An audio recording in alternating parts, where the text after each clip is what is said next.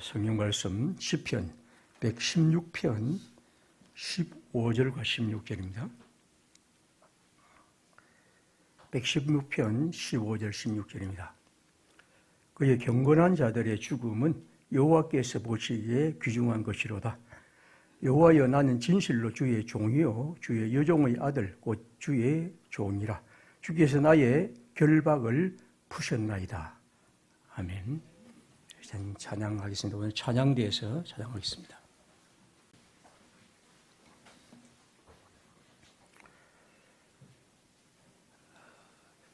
설교의 제목이 뜻하는 것처럼 오늘은 죽음에 대한 얘기를 드립니다.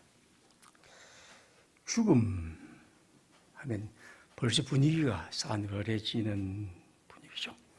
그런데 사실상 생각해 보면 인간에게 가장 보편적이고 어느 누구도 피할 수 없는 것이 있다면 그건 죽음이지 않을까요? 어떤 사람은 평생 아주 특이한 사람이지만 평생 부자로 살고 건강하게 평생 살다가 죽은 사람도 있지만, 또 어떤 사람은 평생 가난하고 또 병들게 살다가 죽은 사람도 있지만, 그러나 어느 누구도 죽음이라는 것에 대해서는 피할 수 없는 것이죠. 이건 그렇게 설명할 필요가 없습니다.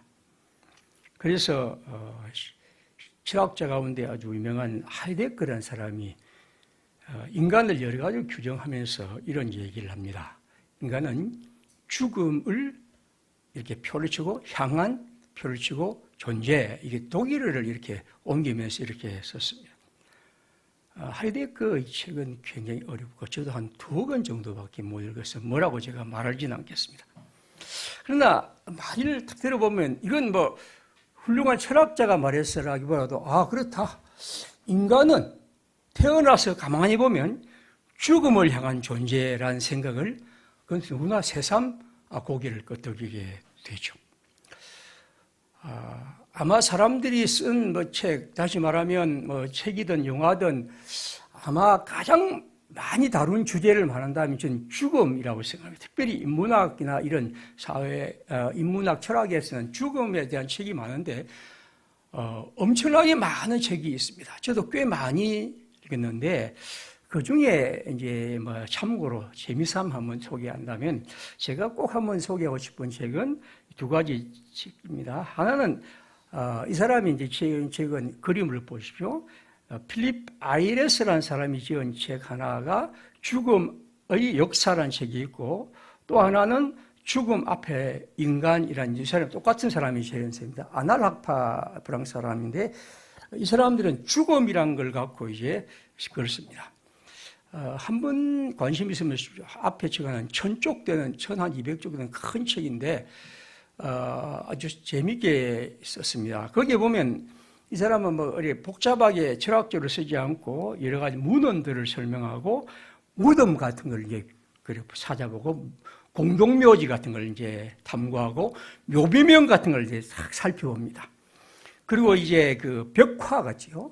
성당의 벽화나 거리의 벽화들, 여기에서 있는 걸 우리가 보통 그것을 이제 도상이라고 해요. 그림들이죠. 도상이라는 그림들을 쫙 분석하면서 이게 죽음이 역사 속에서 어떻게 이해해야 하는지를 쓰고 있습니다.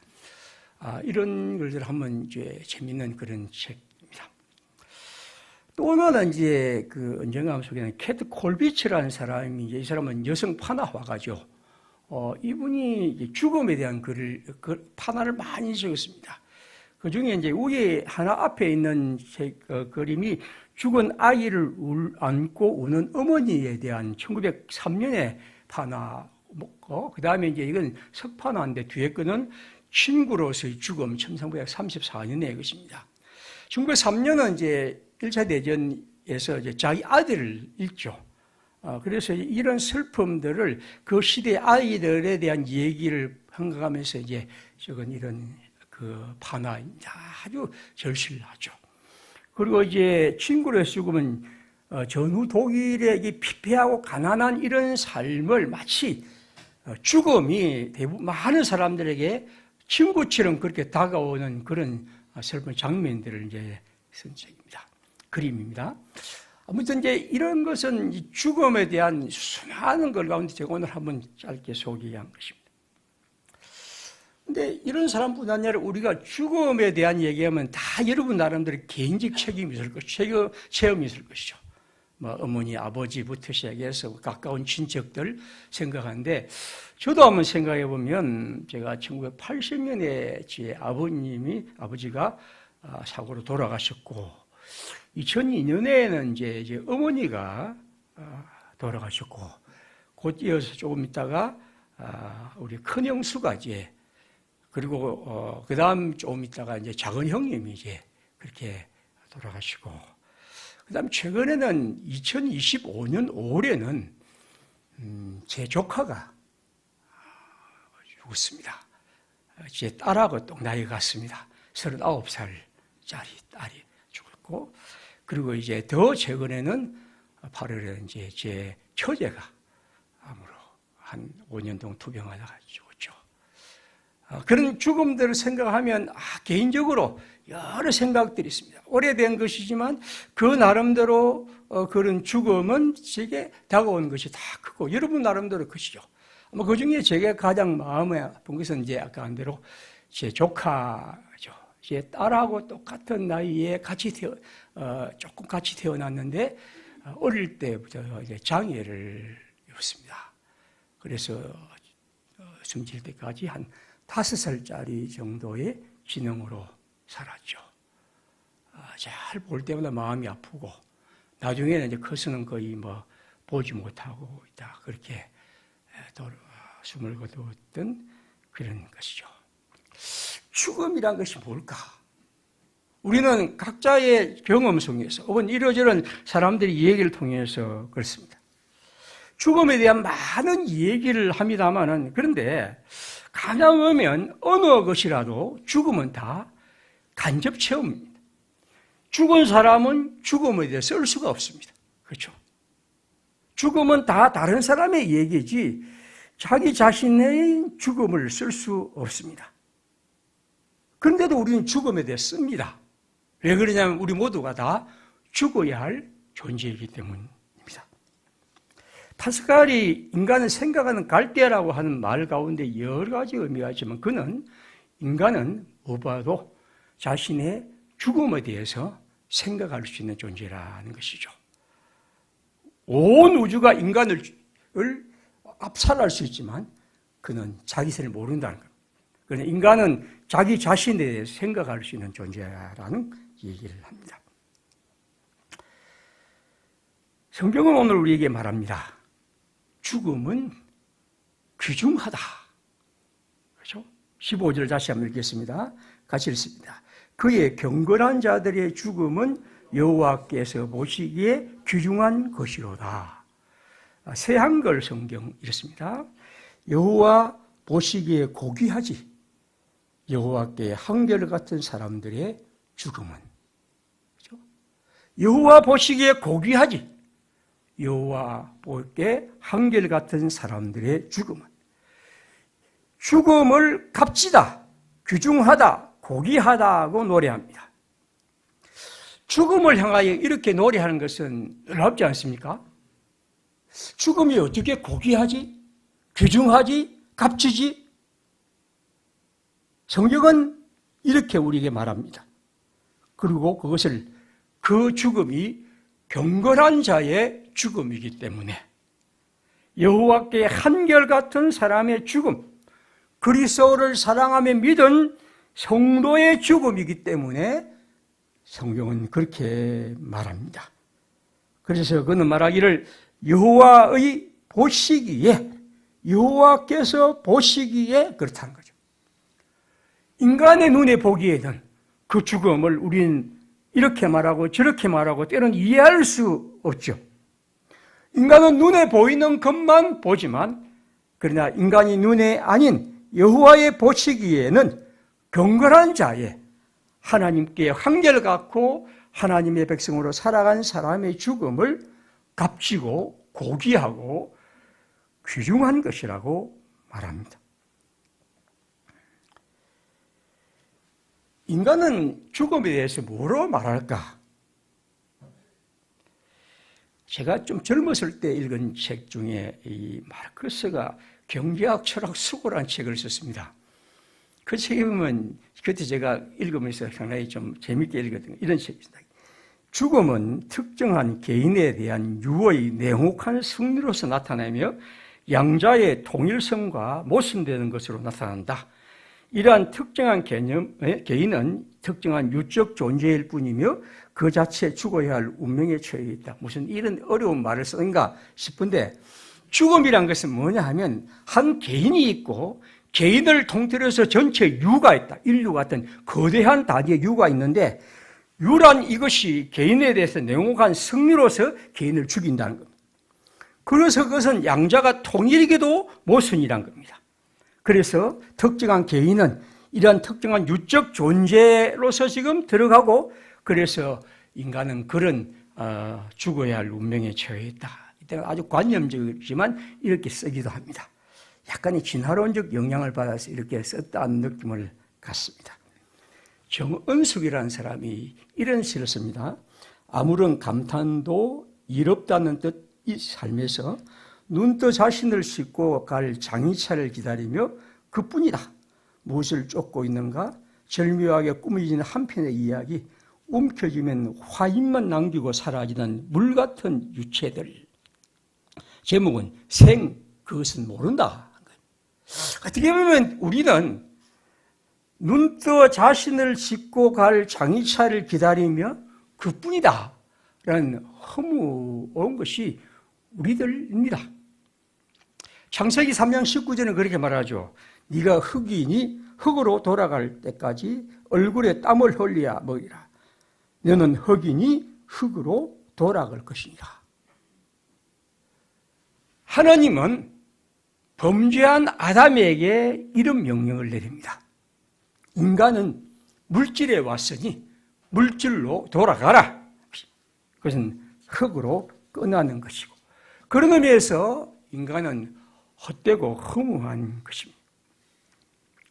가만히 생각하면 인간이 이렇게 살아가지만 그렇게 우리들은 그렇게 흘러가고 그렇게 가고 장의차를 따라가는 사람처럼 그렇게 봅니다. 그래서 우리는 죽음을 어찌하든지 멀리해야 할 것, 피해야 할 것, 할 수 있는 한 늦게 와야 할 것, 그래서 죽음을 늦추려 하고 현대의학에 우리가 기대는 것도 어찌하든지 우리를 좀 더 살게 해 가라는 것인데, 그래도 살아봤자 어떻게 할 수 있을까 하는 것입니다. 얼마 전에 읽은 의학책에는, 과학책에는 인간은 이 생명을 끝없이 연장할 수 있는 과학 기술을 가질 수 있다고까지 자랑하기도 합니다. 여러분, 오늘 우리들은 죽음에 대해서 관심을 갖지 않습니다. 놀랍지 않습니까? 죽음이 모든 사람, 어느 누구에게나 다 필연적으로 닥치는 것인데 우리는 죽음에 관심을 갖지 않고 죽음에 대해서 말하지 않습니다. 어찌하든지 우리의 대화에는 죽음이라는 얘기가 없습니다. 기껏 장례식에서나 생각할 수 있을 뿐이죠. 죽음을 말하는 사람은 병원의 의사와 교회의 목사입니다. 그런데 교회의 목사들은 전혀 죽음 말하지 않습니다. 왜냐하면 교회의 출석률이 떨어진다고 말하죠. 그래서 죽음에 대해서 말하는 것은 뭔가 사람들을 피곤하고 힘들게 합니다. 의사들이 죽음을 말하는 것은 어찌하든지 의사들은 죽음과 싸우는 것이 그들의 마음이고, 그래서 어떻게 보면 현대의학은 끝없이 인간의 생명을 연장하고 그래서 오늘 또 수많은 사람들이 그저 의사들의 도움을 따라 끝없이 그렇게 연장하며 살아가기도 합니다. 사람들은 언연적 죽음을 잊으려 하고 그것이 우리들의 지혜라고 생각합니다. 우리의 마지막 순간을 떠올리지 않는 것을 하나의 행복이라고 생각하고 죽음은 사람들의 생각에서도 마음에서도 대화에서도 빠져버렸습니다. 그래서 우리는 언제나 젊고 그리고 오래 살 것처럼 생각하죠. 그래서 칭찬합니다. 아무게 나이가 멀어도 동안이 시대. 동안이 시대. 그것을 좋아하죠. 왜 동안이 시대가 그렇게 좋아할 일일까? 우리는 끝없이 그런 것에 우리의 마음을 두고 살아갑니다. 파스칼은 이런 얘기를 보고 이렇게 말합니다. 우리는 절벽이 보이지 않게 무엇인가를 가리고 앞을 가린 다음 그곳을 향하여 태연하게 걸어간다. 이분 참 재미있는 분입니다. 훌륭한 분. 인간이 갖고 있는 생각들을 끝없이 드러내는 것이죠. 우리는 우리 앞에 절벽이 보이지 않게 무엇인가를 분명히 절벽이 보이는데도 가리고 그냥 태연하게 걸어가고 있죠. 그는 이렇게 말합니다. 인생이 이 진정한 종말에는 아랄 것 없이 살아가며 반성도 불안도 없이 자기의 성량과 쾌락에 몸을 맡기고 마치 영원을 생각하지 않음으로써 영원을 말살하기로 할 수 있기도 한 듯이 순간의 행복만을 생각하는 이 관점, 나는 이곳에서 이 무지 속에서 평안을 누린다는 것이 흉측한 일이다. 그렇게 말하죠. 그는 그거를 통해서 사람들을 당황하게 만들고 싶다고 말합니다. 자, 오늘 우리가 모두 죽음을 생각할 때 이렇게 저렇게 생각하지 않으려 할 때 오늘 성경은 우리로 죽음을 생각하게 할 뿐 아니라 성도의 죽음을 고귀하고 귀중하다고 말합니다. 마치 값진 진주처럼 보물처럼 그게 그렇다는 거죠. 그러니까 우리는 생각해야 하고 다가가야 하고 만져야 하고 그것에 대해서 가까이 대해야 한다는 것입니다. 마치 우리가 보물을 귀중하고 소중한 것처럼 생각하듯이. 라드부르라는 사람을 한번 소개하는데 이 사람의 책은 법학의 정신이라는 책이 있습니다. 저는 오늘날의 이 법 좋아하는 사람들이 이 책을 좀 읽었으면 좋겠는데 아쉽게도 1981년에 나온 책은 절판이 돼서 지금도 팔리지는 않습니다. 그는 이런 글을 씁니다. 죽음은 인간을 빼앗아가지만 그 대가로 진정한 모습을 보여준다. 이때 비로소 완결된 삶, 완전한 인간의 모습이 이루어진다. 죽음은 동시에 변용, 즉 감추어진 본성과 인생의 의미를 드러나는 곳이다. 그렇죠? 죽음이란 것은 결국 우리를 빼앗아가지만 우리는 그 죽음에서 그 인간의 참모습을 볼 수 있습니다. 자, 그러면 우리가 이 시인은 그런 의미에서 죽음을 좋아하는가? 여러분이나 저나 그렇습니까? 저도 죽음을 좋아하고 죽음이 빨리 왔으면 좋겠다고 말하는 사람일까? 이 시편 116편을 읽으면 우리는 전혀 다른 생각을 갖게 됩니다. 3절과 4절은 이렇게 노래합니다. 사망의 줄이 나를 두르고 수월의 고통이 내게 이르러므로 내가 환난과 슬픔을 만났을 때 내가 여호와 이름으로 기도하기를 여호와여 구하노니 네 영혼을 건지소서 하였나이다. 사망의 줄, 수월의 올가미, 아마 이것이 그의 적들의 박해일 수도 있고 큰 질병일 수도 있습니다. 그것이 그에게 왔을 때에 그는 하나님께 어떻게 말합니까? 내가 그냥 죽겠습니다 라고 말하지 않고 주님 나를 건져주소서 라고 기도합니다. 그래서 그는 이 병이 나을까? 어떻게 이 고통이 지나갈까? 하고 그는 기도하며 내 영혼을 건져주소서 기도합니다. 그리고 그는 5절에 중요한 것을 깨닫습니다. 여호와는 은혜로우시며 의로우시며 우리 하나님은 긍휼이 많으신 분이다.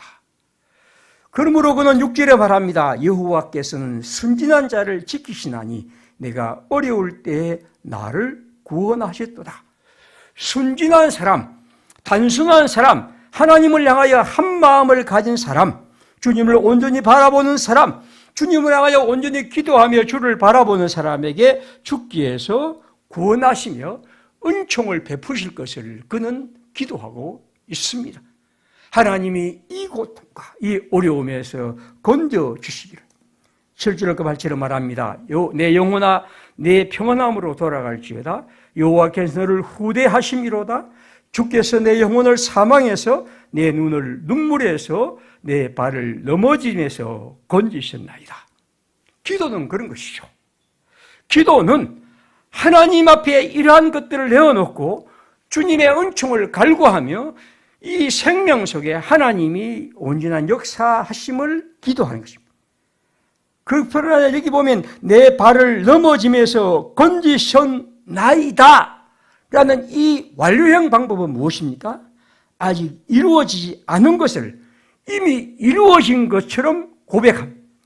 아직 보이지 않는 것을 보이는 것으로 그는 고백합니다. 나의 믿음이 그러기를 바랍니다. 나의 기도가 그렇게 이루어지기를 바랍니다. 아니 이미 이루어진 것으로 믿는 믿음. 지금 기도할 때에는 여전히 수월의 고통과 사망의 올무가 그에게 있지만 그는 이 기도를 통해서 하나님이 그에게 그렇게 역사하실 것을 믿고 그렇게 하나님을 향하여 확신합니다. 116편 9절 같이 한번 읽겠습니다. 내가 생명이 있는 땅에서 여호와 앞에 행하리로다. 내가 생명이 있는 땅에서 여호와 앞에 행하리로다. 간단히 말하면 내가 죽어서가 아니고 살아서 하나님을 뵐 것이다.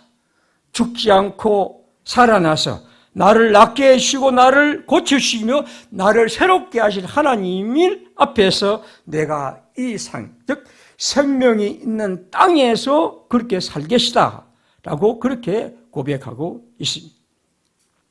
기도는 여러분 바로 그런 것이죠. 죽음과 삶의 갈림길에서 죽음 앞에서 하나님을 향하여 지금 고쳐주실 것을, 지금 건져주실 것을 갈망하는 겁니다. 극도의 고통과 질병 속에서 시인을 노래하며 시인은 그 속에서 하나님을 향하여 말합니다. 뭐라고 했습니까? 내가 생명이 있는 땅에서 여호와 앞에 행하리로다.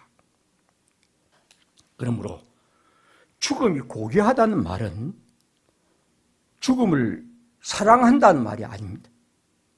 오히려 삶에 대한 갈망을 말합니다. 아까 9절에 다시 읽습니다. 내가 생명이 있는 땅에서 여호와 앞에 행하리로다.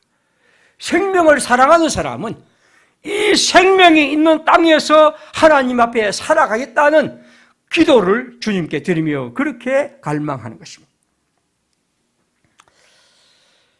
근데 여러분, 이렇게 삶을 갈망하던 이 시인이 여기에서는 오늘 15절 마지막 부분에 와서는 놀랍게도 자신의 죽음에 대해서 얘기를 합니다. 그는 죽음을 받아들이며 내가 하나님의 사람이라면, 믿음의 사람이라면 여호와께서 고귀한 존재라고 그는 말하면서 하나님 앞에서 자신의 얘기를 합니다. 성도의 죽음을 여호와께서 귀중히 보신다. 그는 그런 기나긴 기도의 마지막을 이렇게 끝맺고 있습니다.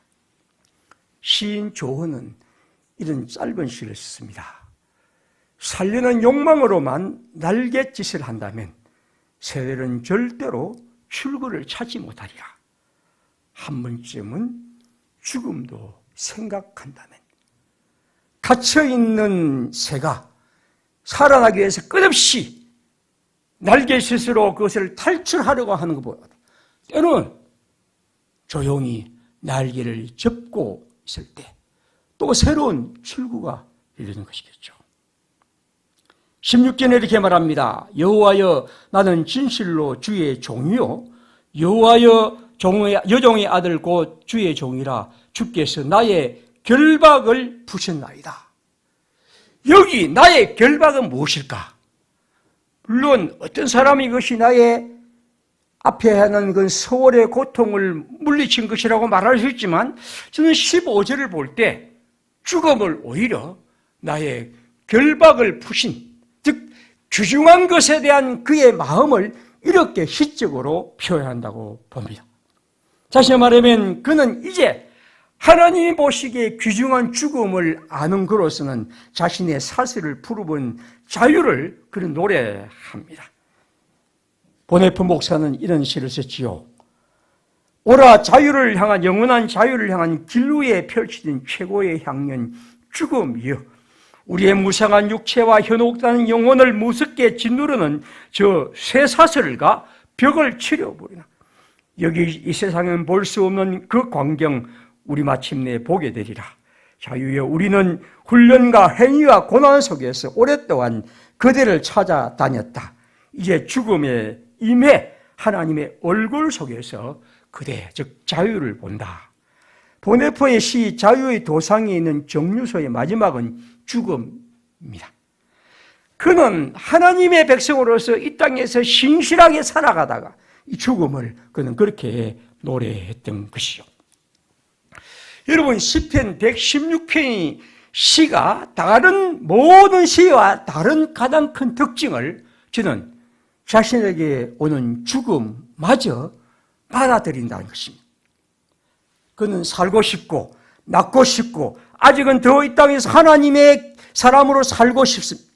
그는 이렇게 기도합니다. 9절에 뭐라고 했습니까? 내가 생명이 있는 땅에서 여호와 앞에 행하리로다. 그러나 자신의 중심이 하나님과 함께 할 때, 그는 하나님의 눈으로 볼 때 그것도 죽음도 아름다운 것이며 귀한 것이며 하나님의 백성이라고 믿습니다. 그는 죽음을 자신이 하나님의 기도를 하나님이 자신의 기도를 거부한 것이라고 생각하지 않습니다. 그는 죽음을 을씨년스러운 것, 못 살아 죽는 무가치한 것이라고 생각하지 않습니다. 오히려 그것은 하나님이 보시기에 고귀한 것이며 하나님의 백성들을 주님은 그렇게 보신다는 것이죠. 톨스토이는 짧은 말을 썼습니다. 생명은 소멸되는 것이 아니라 다만 죽음으로 모습을 바꿀 뿐이다. 그러므로 이 15절이 말하는 것, 즉 여호와께서 보시기에 성도의 경건한 자의 죽음은 귀중하다는 것은 바로 죽음이란 것은 여러분 삶의 결과입니다. 죽음은 그냥 육신이 물질이 이렇게 구성되다가 그렇게 사라지는 것이 아니라 끝없는 우리의 삶의 결과가 죽음. 아까 말씀드린 하이데크의 글은 끝없이 이 문제를 다루고 있습니다. 그가 인간을 죽음을 향한 존재라고 제일 처음 제가 말씀드린 이 말에서 그는 끝없이 인간에게 이 문제를 가르칩니다. 인간이 죽음을 향한 존재라고 말하는 것은 죽음이 마치 우리에게 회피해야 할 것이나 지금 죽음을 마치 잡담처럼 말하는 그런 시대를 넘어서서 단지 우리가 죽음을 불안한 것으로 두려움으로만 생각하지 말고 죽음에 맞서고 죽음을 사랑하고 죽음 안에서 뭔가 생각하면서 우리가 살아갈 현재의 삶을 끝없이 생각합니다. 그래서 그는 인간이 죽음을 향한 존재라는 것을 각성할 때 그거 얼마나 삶이 진실하고 건강하고 아름답고 복될 수 있냐 하는 것을 말하고 싶은 것이죠. 그러니까 그 부분을 계속 말합니다. 그래서 그는 말합니다. 진정으로 우리가 죽음을 생각할 때 우리의 허망한 생각, 욕망, 부지런한 이기심 그런 따위는 얼마나 우리에게 쓸데없는 것인지를 생각하게 된다는 것입니다. 우리 모두 죽음 앞에 선다는 것이죠. 다시 말하면 우리가 이 죽는다는 것은 단지 생을 마감하는 것이 아니라 우리가 죽음 앞에서 우리 자신이 어떻게 내 자신을 청산할 것인지를 생각한다면 우리는 어떻게 우리의 삶을 살아가야 할 것임을 생각한 것이죠. 그러므로 죽음에 대한 두려움은 결국 두려움을 극복하는 것은 우리의 모든 삶에 집착하지 않고 진정으로 우리가 살아갈 삶에 대해서 생각하며 걸어가는 것이죠. 우리가 잘 아는 말이죠. 메멘토 모리라는 말을 하죠. 죽음을 생각하라. 죽음을 기억하라는 것입니다. 죽음을 잊지 말라는 것입니다. 고대 이집트 사람들은 잔치를 베풀 때에 잔치를 막 거나하게 베풀 때 옆에는 미라나 해골을 갖다 놓는 습관을 가지다고 합니다. 잔치에 너무 탐닉하지 말라고. 로마의 장군들이 개선 장군처럼 싸움을 이기고 올 때 항상 전차 옆에 노예 한 사람을 태워가고 왔는데 그 노예는 항상 장군의 귀진에다가 이렇게 속삭였다는 것입니다. 뒤를 돌아보라. 그대가 단지 인간이라는 것을 잊지 말라.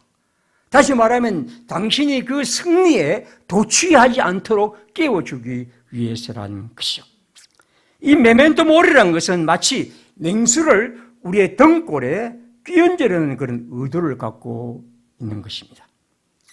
다시 말하면 우리가 우리의 죽음을 생각한다는 것은 우리의 삶에 대한 진실하고 진지한 삶을 살아가고 그것이 우리가 어떻게 살아갈 것인지 궁극적으로 하나님 앞에 설 존재임을 생각하는 것이죠. 기독교인은 아니지만 칸트는 이런 말을 했습니다. 죽음을 가장 적게 두려워하는 자는 삶을 가장 가볍게 산 사람이다. 멋진 말이죠. 톨스토이는 이렇게 말합니다. 불멸에 대한 믿음은 논리가 아니라 삶을 통해 얻어진다. 그럼 또 이렇게 말합니다. 죽음을 앞두고 느끼는 공포는 자신의 삶이 얼마나 참되게 이해하는지를 나타낸다. 그러니까 모든 것은 죽음이란 것은 여러분 저 멀리 하나로 그냥 뚝 떨어지는 것이 아니라 끝없이 우리의 삶과 연결되는 것이기 때문에 끝없이 우리로 죽음에 대한 생각을 하는 것이죠. 지대는 이렇게 해서 마치 우리 하루가 거기 죽어 있기를 하다는지 저녁을 바라보라. 그리고 만물이 거기서 태어나기로 하듯 아침을 바라보라. 그대의 눈앞에 모든 순간마다 새롭기를. 자신의 죽음에 대해서 무관심하는 사람을 경고하는 것. 그러면서도 자신의 죽음에 대한 얘기를 우리에게 말하며 죽음이 결코 얼씬은스러운 것으로만 말하지 않습니다. 고린도전서 1장 21절에서 바울은 이라고 말합니다. 유대인은 표적을 구하고 헬라인은 지혜를 찾으나 우리는 십자가에 못 박히신 그리스도를 전하니 유대인에게는 거리끼는 것이요 이방인에게는 믿은 것이로되 오직 부르심을 받은 유대인에게는 자들에게는 유대인이나 헬라인이나 그리스도는 하나님의 능력이요 하나님의 지혜니라. 우리는 십자가에 못 박힌 그리스도, 죽은 그리스도를 말합니다. 죽은 그리스도, 그것도 십자가에 죽은 그리스도. 그러므로 그리스도인은 끝없이 죽음에 대해 생각해야 합니다. 죽음은 결코 얼씬은스러운 것이 아니라 그 속에 일어난 생명의 얘기입니다. 그래서 예수님은 요한복음 5장에 말합니다. 이를 놀랍게 여기지 말라. 무덤 속에 있는 자가 다 그의 음성을 들을 때가 오나니 선한 일을 행한 자는 생명의 부활로 악한 일을 행한 자는 심판의 부활로 나오리라. 무덤 속에 있는 자는 무덤 속에 썩어서 그냥 그렇게 사라질 것이 아니라 이러한 생명과 온전한 것으로 나올 것을 말합니다. 죽음과 삶의 문제는 그리스도의 진정한 주제입니다. 우리의 삶이 하나님의 선물이지만 죽음은 또한 그 삶의 마지막이죠. 삶의 종말이 아니라 더 충만한 생명의 시작입니다. 죽음은 인생의 끝이 아니라 하나님과 함께 사는 신비입니다. 그러므로 하나님은 우리에게 이 말씀을 통해 죽음을 귀중한 것이라고 말씀하는 것입니다. 제가 이렇게 말씀드린 것은 죽음을 달관한 것다, 죽음을 극복한 그런 사람으로서가 아닙니다. 그냥 우리는 하나님의 눈길로 이 죽음을 보자는 것이죠. 사람들은 죽음 앞에서 원망과 절규와 누른 것을 두고 갈 수 없어 몸부림치고 저 살기를 열망하는 그런 것을 연장하는 것들에 집착하죠. 그러나 성경은 또한 그 모든 것과 모든 하나님께 맡기는 것입니다. 죽음에 가까운 것은 여기 있는 사람들, 저도 좀 더 그렇지만 아마 나이가 든 사람이겠죠. 나이가 든 사람만이겠습니까? 젊은이도 다 그런 것입니다. 죽음을 생각한다는 것은 나이가 많고 적고의 문제가 아니라 우리의 삶의 진실성과 그걸 통해 하나님의 백성으로서 우리의 귀중함을 말하는 것입니다. 도멜버 까마라라는 주교는 이렇게 말합니다. 어떤 사람이 그렇게 물었습니다. 당신은 죽음을 두려워하지 않습니까? 라고 물을 때 그는 말합니다. 두려워하지 않습니다. 가장 평온하게 죽는 사람은 생시의 죽음을 가장 두려워하는 사람이라는 사실을. 그래서 오히려 나이가 많이 들면 나는 오히려 죽음에 대해서 시적인 생각을 품게 되죠. 마지막으로 하나만 얘기하겠습니다. 제가 가장 많이 인용하는 사람 가운데 한 보네프 목사. 이분은 참으로 훌륭한 신학자입니다. 그러면서 진실하게 삶을 사는 사람입니다. 나이는 39살로 독일의 히틀러에 의해 1945년 4월 9일 폴로세비르크 수용소에서 교수형에 처해진 사람입니다. 2차 대전이 꼭 얼마 전 남기 전에. 그리고 이제 그는 감옥에 있다가 교수형을 처하던 마지막에 한 기록이 남아 있습니다. 이 기록은 영국의 첩보 장교인 베스라는 사람이 같이 감옥에 있다가 이 사람은 이제 유일하게 살아난 사람입니다. 같이 있다가 그 사람이 이제 보네포 감옥에 있다가 이제 자기는 생존하고 그 기록을 씁니다. 그는 이런 얘기를 하죠. 이때까지 내가 만난 사람들과는 아주 다른 특별한 사람이었다. 그는 실제로 하나님을 자신의 하나님으로 지니고 있었고 그 하나님은 항상 그와 함께 계셨다. 그렇게 이제 이 사람이 쓰면서 그는 이렇게 말합니다. 간수가 말했습니다. 보네포 제수, 우리와 함께 가게 준비하시오. 교수형이었다. 우리는 그에게 작별 인사를 했다. 그가 나를 불러서 이렇게 말했다. 마지막 말입니다. 이로써 끝입니다. 그러나 나에게는 삶의 시작입니다. 기도하겠습니다.